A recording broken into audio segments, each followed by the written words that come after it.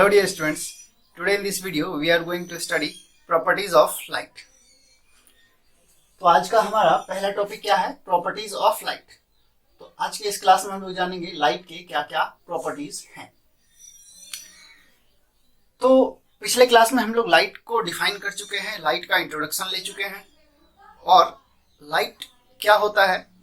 A form of energy है जो हम लोगों को विजुअल सेंसेशन देता है किसी भी ऑब्जेक्ट को देखने के लिए. और लाइट का सोर्स क्या है? सन है, बल्ब है, कैंडल है, ये सभी चीजें लाइट का सोर्स है जहां से हम लोगों को लाइट मिलता है. तो सन से लाइट आती है कहां तक? अर्थ तक. तो इसका मतलब है कि सन से लाइट ट्रैवल करके आती है अर्थ तक. तो लाइट ट्रैवल कर सकता है और जो कोई भी ऑब्जेक्ट ट्रैवल कर सकता है उसमें कुछ ना कुछ स्पीड होगा. जैसे अगर हम लोग अपने रूम में बल्ब का स्विच ऑन करें तो रूम में चारों तरफ लाइट ट्रैवल करती है और फैल जाती है. तो कितने देर में फैल जाती है? तो जैसे ही हम लोग बल्ब ऑन करते हैं वैसे ही लाइट जो है पूरे रूम में ट्रैवल कर जाती है, तुरंत कर जाती है. मतलब इसका कि लाइट जो है ट्रैवल जो करती है वो बहुत फास्ट, मतलब उसका स्पीड क्या है? बहुत फास्ट. या सन से लाइट ट्रैवल करके कहां तक आती है? अर्थ तक आती है. तो कितनी देर में आती है? 8 मिनट 20 सेकंड. जो कि सन जो है अर्थ से बहुत दूर है. कैसे पता चलता है कि बहुत दूर है सन अर्थ से? तो हम लोग इसको ऐसे इमेजिन करें कि अगर कोई बहुत बड़ा ऑब्जेक्ट है और उसको अगर निकट से देखते हैं तो वो बड़ा दिखाई देता है. उसी ऑब्जेक्ट को अगर बहुत दूर से देखा जाए तो वो ऑब्जेक्ट हम लोगों को छोटा दिखता है. उस ऑब्जेक्ट से जितना दूर चलते जाएंगे वो ऑब्जेक्ट उतना छोटा होते जाएगा. ये हम लोग जान रहे हैं. हम लोग पिछले स्टैंडर्ड में पढ़ चुके होंगे कि सन जो है अर्थ से बहुत बड़ा होता है. इसके बावजूद हम लोगों को सन जो है बहुत छोटा दिखाई दे रहा है. क्यों? तो इसे इमेजिन कर सकते हैं, बड़ी चीजें अगर छोटी दिखाई दे रही है तो इसका मतलब है कि वो बहुत दूर है. और सन अगर अर्थ से बहुत बड़ी है इसके बावजूद हम लोगों को एक गोला दिखाई देता है तो इसका मतलब क्या है कि सन जो है बहुत दूर है और बहुत दूर है. और उतने दूर से लाइट को ट्रेवल करने में अर्थ तक कितना टाइम लग रहा है? 8 मिनट. कितना दूर है सन? तो 15 करोड़ किलोमीटर दूर है सन. कहां से? अर्थ से. तो 15 करोड़ किलोमीटर से लाइट ट्रैवल करके अर्थ तक पहुंचती है. मतलब इतनी दूर से लाइट ट्रैवल करके अर्थ तक पहुंचती है. तो कितना टाइम लगता है? सिर्फ 8 मिनट 20 सेकेंड. और इसको अगर सेकेंड में कन्वर्ट करें तो 500 सेकेंड हो जाएगा. सिर्फ 500 सेकेंड में सन से लाइट ट्रैवल करके कहां तक आ जाती है? अर्थ तक आ जाती है. तो इसका मतलब इसका स्पीड बहुत फास्ट है. कैसे? अगर ट्रेन को यहां से दिल्ली जाना हो तो 15 घंटा लगता है. मात्र 1200 किलोमीटर का डिस्टेंस 15 घंटे में ट्रैवल करती है ट्रेन. तो 15 आवर्स सिर्फ 1200 किलोमीटर यहां सिर्फ 8 मिनट में 15 करोड़ किलोमीटर ट्रैवल कर जाती है. इसका मतलब है कि लाइट का स्पीड बहुत फास्ट है. तो ये इसका क्या हो गया? एक प्रॉपर्टीज हो गया कि लाइट का स्पीड बहुत ज्यादा है, बहुत ज्यादा है. लाइट का स्पीड बहुत ज्यादा है और सन से अर्थ तक ट्रैवल करके आती है. तो इसके बीच में सन और अर्थ के बीच में बहुत सारा स्पेस जो है वैक्यूम है. वैक्यूम मतलब क्या होता है? जहां कोई भी मैटर प्रेजेंट नहीं हो, किसी भी तरह का पार्टिकल जो है उस मीडियम में ना हो तो उसको हम लोग वैक्यूम कहते हैं. जहां एयर भी एब्सेंट हो तो वहां क्या होता है? वैक्यूम होता है. तो लाइट जो है ट्रैवल कर जाती है कहां? वैक्यूम में. वैक्यूम में हम लोग ट्रैवल नहीं कर सकते हैं. जहां कोई मैटर नहीं है वहां हम लोग ट्रैवल नहीं कर सकते, वहां हम लोग चल नहीं सकते हैं. क्यों नहीं चल सकते हैं? जैसे अगर हम लोग सड़क पे चलते हैं तो खुद से नहीं चल रहे हैं. हम लोग क्या करते हैं कि अर्थ को नीचे फोर्स लगाते हैं और उसके बदले में हम लोगों को एक रिएक्शन फोर्स मिलता है और अर्थ हम लोगों को धक्का देता है आगे की ओर. हम लोग पीछे धक्का देते हैं अर्थ को और अर्थ हम लोगों को रिएक्शन फोर्स के बदले में आगे की ओर धक्का देती है. तो इसके वजह से हम लोग चल पाते. तो क्या खुद के वजह से चल पाए? तो आंसर है नहीं. अर्थ ने हम लोगों को पुश किया आगे की ओर, इसलिए हम लोग आगे चलते हैं. तो ये रिएक्शन फोर्स लाइट को जरूरत नहीं है क्योंकि रिएक्शन तभी मिलेगा जब कोई मैटर होगा और मैटर वैक्यूम में होता नहीं है. तो इसलिए लाइट जो है वैक्यूम में ट्रैवल कर सकती है. तो लाइट का प्रॉपर्टी क्या है कि ये बहुत फास्ट है, ये वैक्यूम में ट्रेवल कर सकता है, इसको किसी मटेरियल मीडियम की आवश्यकता नहीं है। ये किसी भी मटेरियल मीडियम में भी ट्रेवल कर सकता है अगर वो ट्रांसपेरेंट है तो, और अगर ये मटेरियल मीडियम ट्रांसपेरेंट नहीं है या वहां पे कोई मीडियम है ही नहीं, फिर भी लाइट ट्रेवल कर सकती है। तो हम लोग 2-3 प्रॉपर्टी तो अभी सीख लिए कि लाइट बहुत फास्ट होता है, लाइट वैक्यूम में ट्रेवल कर सकता है, इसको किसी भी मटेरियल मीडियम की जरूरत नहीं है ट्रेवल करने के लिए। तो इन सभी चीजों को हम लोग पॉइंट आउट कर सकते हैं। तो लाइट का पहला प्रॉपर्टी हम लोग क्या लिख सकते हैं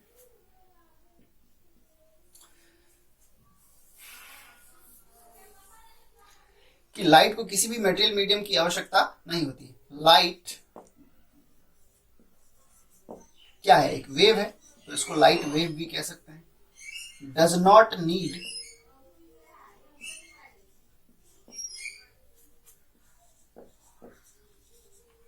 मटेरियल मीडियम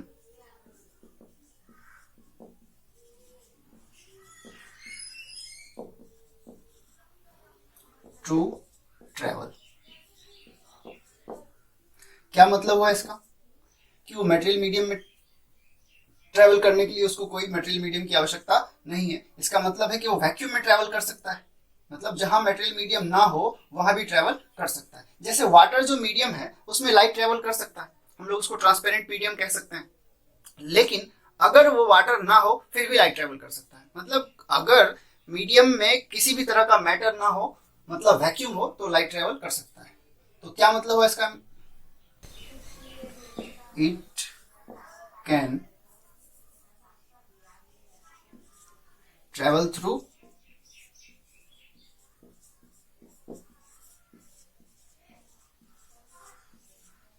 वैक्यूम। क्या होता है वैक्यूम? ऐसा स्पेस जहां कोई मैटर प्रेजेंट नहीं हो, उसको क्या कहते हैं, वैक्यूम कहते हैं। और उसमें भी लाइट ट्रेवल कर सकता है, उसको किसी भी मटेरियल मीडियम की आवश्यकता नहीं। अगर है तो भी ट्रेवल कर सकता है, नहीं है तो भी ट्रेवल कर सकता है। ये इसका क्या हो गया, प्रॉपर्टी।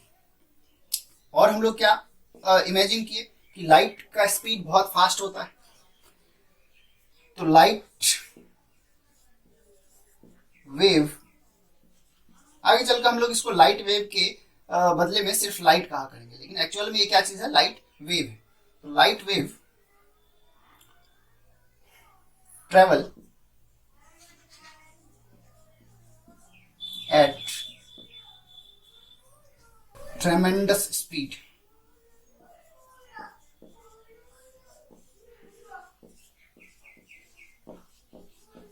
क्या मतलब है इसका कि बहुत ज्यादा स्पीड से ट्रैवल करता है।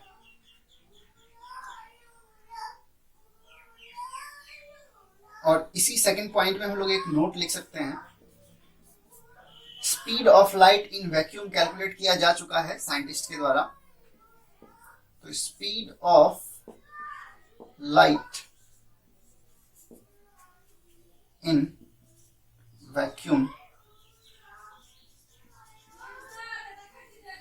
Speed of light in vacuum को हम लोग सी से डिनोट करते हैं। सी मतलब स्पीड ऑफ लाइट है कहाँ, वैक्यूम में। वो कैलकुलेट किया जा चुका है, वो होता है 3 × 10⁸ मीटर पर सेकेंड। ये स्पीड ऑफ लाइट है, आज से इसको हम लोग याद रखेंगे कहां पर, वैक्यूम में। वैक्यूम में कितने स्पीड से लाइट ट्रेवल करती है, 1 सेकेंड में 3 × 10⁸ मीटर जाती है। अगर इस डिस्टेंस को किलोमीटर में कन्वर्ट करें तो ये आता है 3 लाख किलोमीटर पर सेकेंड। तो 1 सेकेंड में अगर कोई चीज 3 लाख किलोमीटर ट्रेवल कर जाती है, इसका मतलब उसका स्पीड बहुत ज्यादा है। तो लाइट 1 सेकेंड में कितनी दूर जा सकती है, 3 lakh kilometre. 3 lakh kilometre can travel पर सेकेंड। तो इसको नोट कीजिए, फिर आगे बढ़ते हैं हम लोग।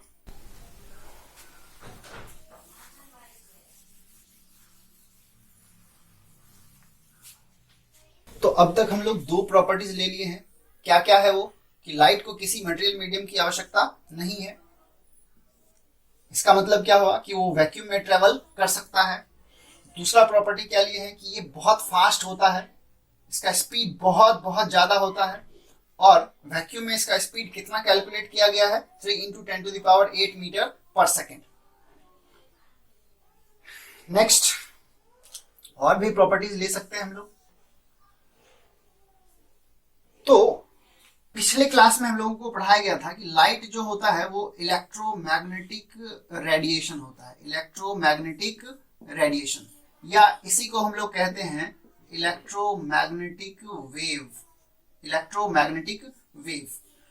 और क्या किसी भी इलेक्ट्रोमैग्नेटिक वेव को हम लोग लाइट कहेंगे? तो आंसर है नहीं। जिसका वेवलेंथ 4000 एंगस्ट्रॉम टू 7000 एंगस्ट्रॉम के बीच होता हो उसी को हम लोग लाइट कहेंगे।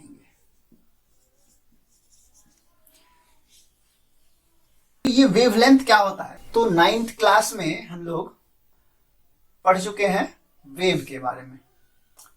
तो वेव क्या होता है? लहर जिसको कहते हैं हम लोगों का फ्लैग जो होता है वो भी हवा में वेव के फॉर्म में फड़फड़ाता है ऐसे। या एक रोप लेते हैं, रस्सी, और उस रस्सी को यहां से पकड़ के ऐसे हिलाते हैं तो रस्सी में कुछ इस तरह का कॉन्फ़िगरेशन बनता है। तो यहां से पकड़ के हम इसको ऐसे हिला रहे हैं तो रस्सी कुछ ऐसा होता है। तो ये क्या कर रहा है? इसमें वेव डेवलप हुआ, इसको कहते हैं हम लोग वेव आ गया इसमें। ठीक है, ये वेव आया इसमें। तो हम लोग समझना चाहते हैं कि ये वेवलेंथ क्या होता है। तो ये एक वेव है, या हम लोग पानी में भी, नदी में या किसी पाउंड वगैरह में देखते होंगे, अगर पत्थर गिरा देते हैं तो पानी में एक वेव डेवलप होता है कुछ इस तरह से। या इसको रस्सी ही समझ ले, तो रस्सी को ऐसे हिलाएंगे तो कुछ इस तरह का, रस्सी में एक डिस्टर्बेंस क्रिएट करेंगे तो ये रस्सी जो है कुछ इस तरह का मोशन करना स्टार्ट कर देगा। मतलब इसमें क्या हो रहा है कि ऑसिलेशन हो रहा है। इस रोप का ये वाला पार्टिकल जो है यहां था और ये ऊपर चला गया। ठीक इसके अगला पार्टिकल जो यहां था वो नीचे आ गया। ठीक इसके अगला पार्टिकल जो यहां था वो ऊपर आ गया। तो इस तरह से ये क्या कर रहा है? ऑसिलेट कर रहा है। ठीक है, तो ये ऑसिलेट करता है, तो इसको कहते हैं कि ये वेव आ गया इसमें। तो वेव से होता क्या है कि अगर यहां पर किसी ऑब्जेक्ट को रख दिया जाए तो इस पर एक फोर्स लगेगा जो इसको इस तरफ फोर्स लगाएगा। तो ये ऑब्जेक्ट जो यहां पर रखा हुआ है ये मोशन में आ जाएगा। किधर फोर्स लगा? इस तरफ। तो वेव जो डिस्टर्बेंस के कारण क्रिएट हुआ है, उस वेव में क्या हो रहा है कि एनर्जी ट्रांसफर हो रहा है। कैसे पता चला? क्योंकि ये ऑब्जेक्ट अपने पोजीशन से डिस्प्लेस हो सकता है, तो इसका मतलब इस पे वर्क हुआ। वर्क तभी हो सकता है जब एनर्जी हो। तो इसका मतलब है कि इस रोप में एनर्जी ट्रांसफर हो रहा है थ्रू वेव, और वो क्या करता है? वर्क कर देता है। तो हम जान लिए कि वेव क्या करता है? एनर्जी ट्रांसफर करता है। ओके,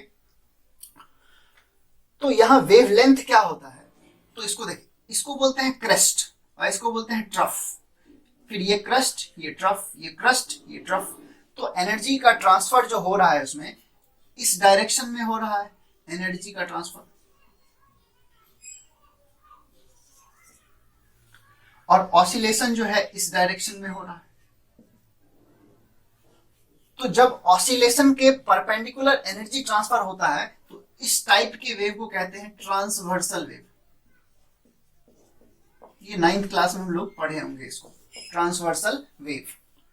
ऑसिलेशन के परपेंडिकुलर अगर एनर्जी का ट्रांसफर करता है वेव, तो that type of wave is called transversal wave. और हम लोगों का लाइट वेव जो है वो भी कुछ इसी तरह का वेव है, उसको भी हम लोग ट्रांसवर्सल वेव ही कहते हैं। इसको बाद में हम लोग नोट में लिख लेंगे। तो हम लोगों को समझना क्या था? वेवलेंथ। वेवलेंथ क्या होता है? तो दो क्रेस्ट के बीच का ये डिस्टेंस आप लोग देख रहे हैं, तो this distance is called wavelength. और वेवलेंथ को हम लोग लैम्डा से डिनोट करते हैं। This is lambda. तो दो क्रेस्ट के बीच का जो डिस्टेंस है दैट इज वेवलेंथ, या दो ट्रफ के बीच का जो डिस्टेंस है that is wavelength, that is called wavelength. तो चाहे इसको वेवलेंथ बोले, ये दोनों डिस्टेंस इक्वल होता है किसी भी वेव का, तो ये है वेवलेंथ। तो ये वेवलेंथ छोटा भी हो सकता है, बड़ा भी हो सकता है। तो जैसे अगर हम इस वेव की बात करें तो इस वेव में क्या हो रहा है कि इसका वेवलेंथ छोटा हो गया। इस वेव की बात करें तो इसका वेवलेंथ बड़ा है। इस वेव की बात करें तो इसका वेवलेंथ छोटा है। इस वेव की बात करें, इसका वेवलेंथ और छोटा है, इस वेव की बात करें, इसका वेवलेंथ और छोटा हो गया। तो किसी भी वेव का वेवलेंथ छोटा या बड़ा हो सकता है। तो लाइट का जो वेवलेंथ देखा गया एक्सपेरिमेंटली और थियोरेटिकली वो बहुत बहुत छोटा है। तो लाइट वेव है और हम लोगों को जब भी लाइट को प्रोजेक्ट करते हैं किसी टारगेट पर सोर्स से, तो दिखता है कि लाइट जो ट्रेवल करता है वो स्ट्रेट लाइन में ट्रेवल करता है। But light is an electromagnetic wave, तो वेव कभी भी स्ट्रेट लाइन में ट्रेवल नहीं कर सकता है। वेव करता क्या है, एनर्जी को ट्रांसफर करता है, वो कभी भी स्ट्रेट लाइन में ट्रेवल नहीं कर सकता है। लेकिन अगर वेवलेंथ बहुत छोटा हुआ, जैसे ये वेवलेंथ इतना छोटा, इसको और छोटा करेंगे, इसको और छोटा करेंगे तो हमको ऐसा लगेगा कि ये कुछ इसमें वेव टाइप मोशन नहीं हो रहा है, ऐसा लग रहा है कि एक स्ट्रेट लाइन जा रहा है। तो लाइट का वेवलेंथ जो है ना वो बहुत बहुत छोटा होता है। तो नेक्स्ट प्रॉपर्टी हम लोग लिख सकते हैं, wavelength of light is very very small. तीसरा प्रॉपर्टी होगा वेवलेंथ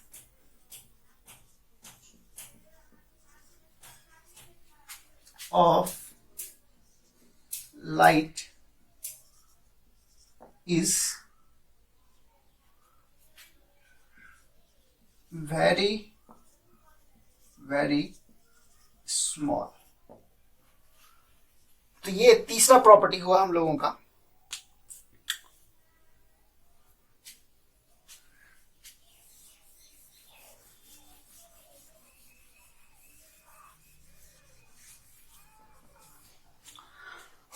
और लाइट का वेवलेंथ कितना होता है, that is 4000 angstrom to 7000 angstrom. ये वेवलेंथ है किसका, लाइट का। हम लोगों को अगर एंगस्ट्रॉम समझ में नहीं आ रहा है तो हम लोग एंगस्ट्रॉम को थोड़ा फील कर लेते हैं कि एंगस्ट्रॉम जो डिस्टेंस होता है वो कितना डिस्टेंस, लेंथ है ये 4000 एंगस्ट्रॉम से 7000 एंगस्ट्रॉम के बीच होता है। क्या चीज, वेवलेंथ। वेवलेंथ को किससे डिनोट करते हैं, लैम्डा से। वेवलेंथ क्या होता है अभी अभी हम लोग समझे। अब एंगस्ट्रॉम कितना बड़ा लेंथ होता है इसको हम लोग फील करते हैं। सबसे पहले पहचानते किसको है, तो 1 मीटर को हम लोग पहचानते हैं। अगर 1 मीटर को पहचानते हैं तो हाफ मीटर को भी पहचानते हैं। कितना हुआ हाफ मीटर, ये 1 मीटर को 2 इक्वल पार्ट में डिवाइड किया गया है, तो दोनों हाफ हाफ कहलाएगा। अब क्या करते हैं, 1 मीटर को 10 इक्वल पार्ट्स में डिवाइड कर देते हैं। तो इसको हम लोग साइंस में 1/10 को 1/10 इज व्हाट, 10 इक्वल पार्ट में डिवाइड किया गया है किसको, 1 मीटर को। 1 मीटर को 10 इक्वल पार्ट में डिवाइड करेंगे तो फिर जो एक पार्ट जितना छोटा होगा दैट इज 1/10 मीटर। इसको साइंस में हम लोग 10⁻⁻1 मीटर भी लिखते हैं। ठीक है, तो ये 1 मीटर का क्या है, 10th पार्ट। 1 मीटर का 100 पार्ट कितना हो जाएगा, क्या मतलब समझ में आया इसका। 1 मीटर को 100 इक्वल पार्ट में डिवाइड किया गया और फिर जो एक पार्ट उसमें से होगा वो है। और इसको हम लोग साइंस में 100 क्या होता है, 10⁻², 10 स्क्वायर इज 100, और इसको हम लोग 10 इनवर्स स्क्वायर भी कह सकते हैं। ये क्या है, 100 इक्वल पार्ट्स में किसको डिवाइड किया गया है, मीटर को, तो 10⁻², 100 इक्वल पार्ट्स में। इस तरह से अगर 1000 इक्वल पार्ट्स में डिवाइड करें तो ये क्या हो जाएगा, 10⁻³ मीटर। अब 1 एंगस्ट्रॉम जो होता है वो होता है 10⁻10। 1 मीटर का कितना पार्ट किया गया है, तो 1/10 जीरो। बहुत बहुत छोटा। तो 1 एंगस्ट्रॉम कितना डिस्टेंस होता है, तो सबसे पहले इसको हम लोग क्या कहते हैं, 1 मीटर का 100 इक्वल पार्ट्स हुआ है, इसी को हम लोग 1 सेंटीमीटर कहते हैं। यहाँ पे 1 मीटर का 1000 इक्वल पार्ट्स हुआ है, इसी को हम लोग 1 मिलीमीटर कहते हैं। और यहाँ पे 1 मीटर का कितना इक्वल पार्ट्स हुआ है, तो 10 जीरो लगाएंगे, यहाँ 3 जीरो लगाए थे तो मिलीमीटर हो गया, 2 जीरो लगाए सेंटीमीटर हो गया, इस तरह से 10 जीरो लगाएंगे तो इसी डिस्टेंस को हम लोग एंगस्ट्रॉम बोलेंगे। बहुत बहुत छोटा, देखिए ये हाफ मीटर था, ऐसे ही छोटा हुआ, इसको 10 इक्वल पार्ट्स के और भी छोटा हो गया, 100 इक्वल पार्ट्स के और भी छोटा हो गया, 1000 इक्वल पार्ट्स के और भी छोटा हो गया। 1000 इक्वल पार्ट्स कहने का मतलब है कि 1 पर 3 जीरो, 100 इक्वल पार्ट्स कहने का मतलब 1 पर 2 जीरो, और 1 एंगस्ट्रॉम डिस्टेंस जो होता है 1 पर 10 जीरो अगर लगा के इसको इक्वल पार्ट्स में डिवाइड करें तो वो जितना भी छोटा होगा that distance is called 1 angstrom. तो हम लोगों को समझ में आ रहा है 1 एंगस्ट्रॉम बहुत बहुत बहुत छोटा डिस्टेंस होता है, वो हम लोग आंख से बिल्कुल भी नहीं देख सकते। तो ये है एंगस्ट्रॉम, इतना छोटा डिस्टेंस से इतना तक गया है, थोड़ा सा से थोड़ा सा अधिक, मतलब ये 4000 एंगस्ट्रॉम टू 7000 एंगस्ट्रॉम। ये है वेवलेंथ किसका, लाइट का, बहुत छोटा होता है। आगे बढ़ते हैं हम लोग।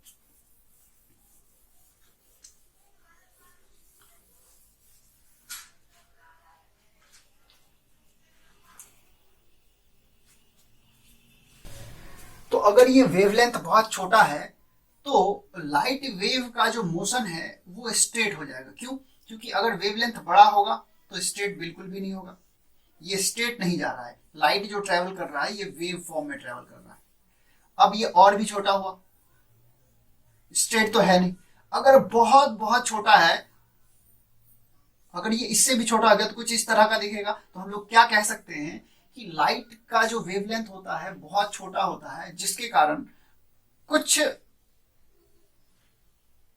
सर्कमस्टेंसेस में लाइट का जो मोशन होता है वो स्ट्रेट माना जाता है। तो हम लोग इसको नोट में लिख सकते हैं कि लाइट जो है वो ट्रैवल करता है स्ट्रेट लाइन में। किस लाइन में? स्ट्रेट लाइन में। तो नोट में इसको लिखें हम लोग।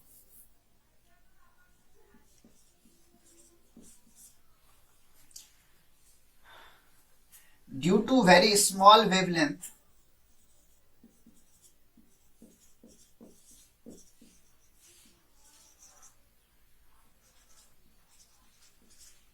वेवलेंथ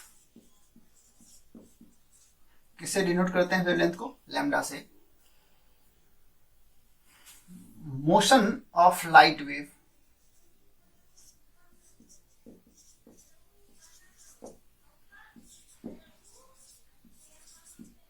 या लाइट वेव को सिंपली हम लोग लाइट भी कह सकते हैं। Due to very small wavelength, motion of light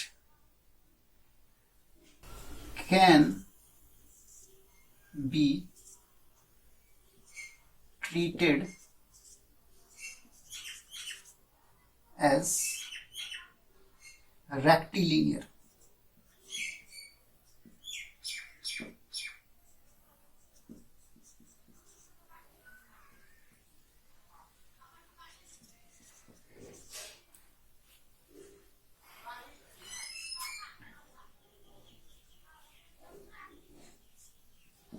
That is motion in a straight line. तो आज से हम लोग ये जान लिए कि लाइट जो ट्रेवल करता है वो कैसा करता है, rectilinear, that means straight line में ट्रेवल करता है।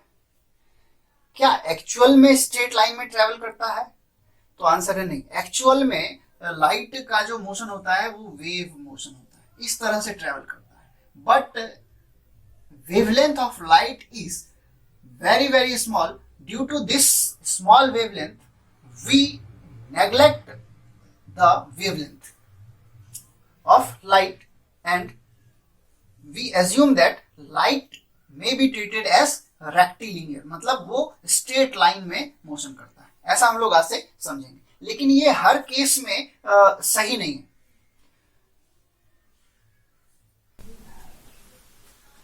In many circumstances,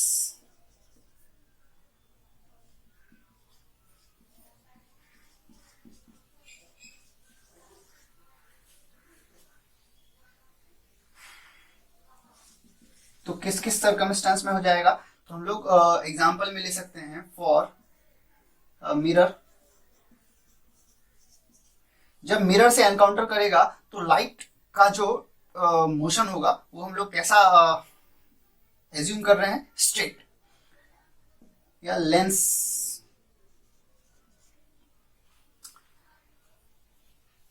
और भी बहुत है तो हम लोग इसको ETC रखेंगे। तो नोट में हम लोग क्या लिखें, सबसे पहले तो प्रॉपर्टी जान ली कि वेवलेंथ जो लाइट का होता है बहुत छोटा होता है। कितना होता है, 4000 एंगस्ट्रॉम टू 7000 एंगस्ट्रॉम।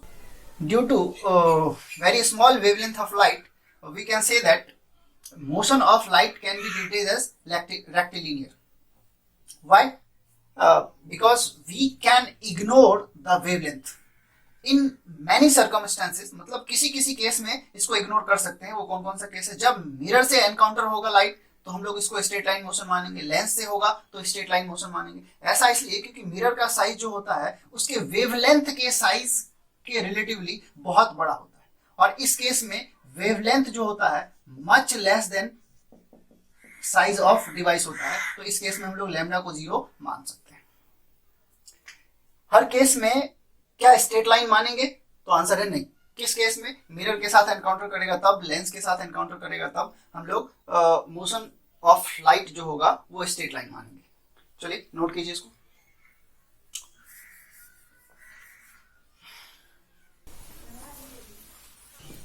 नोट का नेक्स्ट पॉइंट हो जाएगा हम लोगों का, but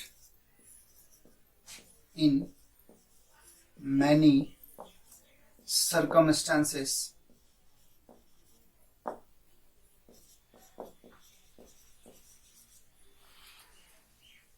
light shows the wave characteristic.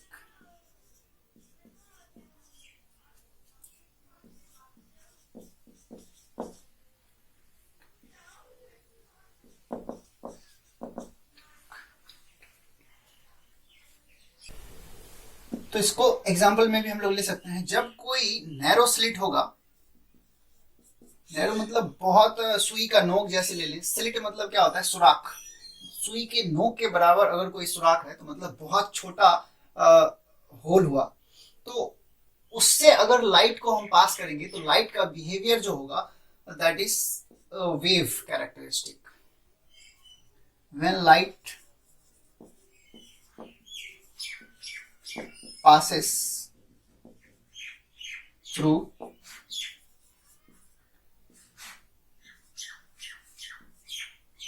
a narrow slit,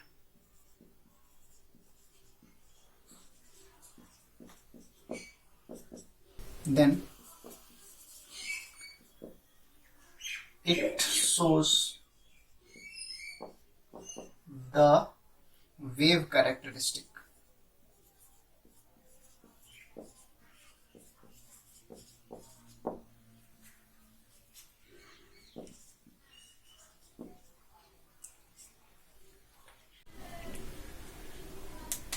तो हम लोग ये जान लिए कि लाइट जो होता है बहुत फास्ट ट्रैवल करता है, उसका स्पीड 3 × 10⁸ मीटर पर सेकेंड होता है।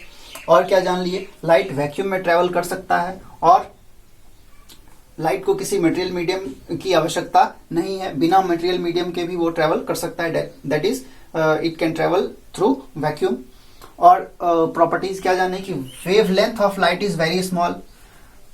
तो लाइट का वेवलेंथ बहुत छोटा होता है, बहुत बहुत छोटा होता है। ड्यू टू स्मॉल वेवलेंथ मतलब इस छोटे वेवलेंथ के कारण motion of light can be treated as rectilinear. लेकिन ये हर केस में ऐसा नहीं होगा। रेक्टिलिनियर का मतलब होता है स्ट्रेट लाइन में मोशन करना। इन मैनी सर्कमस्टांसेस मतलब बहुत सारे केसेस में ऐसा होता है। जैसे किस केस में, अगर मिरर के साथ लाइट एनकाउंटर कर रहा है तो लाइट का जो मोशन होगा वो हम लोग स्ट्रेट लेते हैं।